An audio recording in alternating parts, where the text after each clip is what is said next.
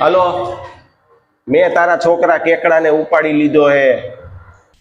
હા તો 50 પેટી. હે અરે 50 લાખ રૂપિયા. એ એટલા એના આવે જ નહીં ભાઈ, તું દેવાનો ભાવ બોલ ને. તો કેટલા આવે? 50 રૂપિયા અને રિક્ષા ભાડું તારું.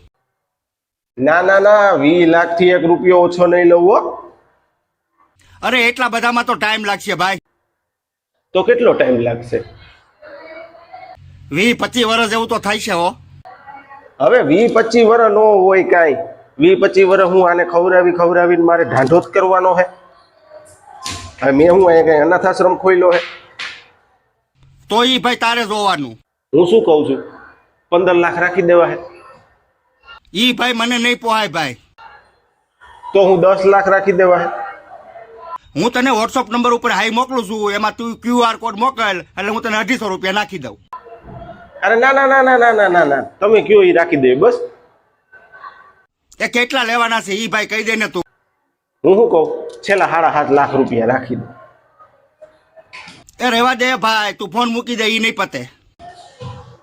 અરે કાકા, આને ખવડાવવાનો ખર્ચો 620 રૂપિયા થયો મારે. એ ભાઈ એ તારે ધંધો કરવો હોય ને તો કર, છેલ્લા તને 650 રૂપિયા નાખી દઉં છું, તોય તારી વાહે 20 વચ્ચે. હા કાંઈ વાંધો નહીં, નાખી દો હાલો.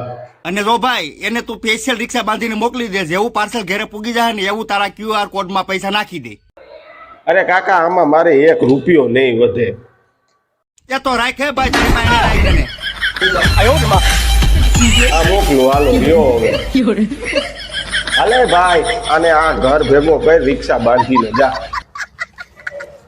આ ધંધો બંધ કરી દેવો જોઈએ મારે હવે.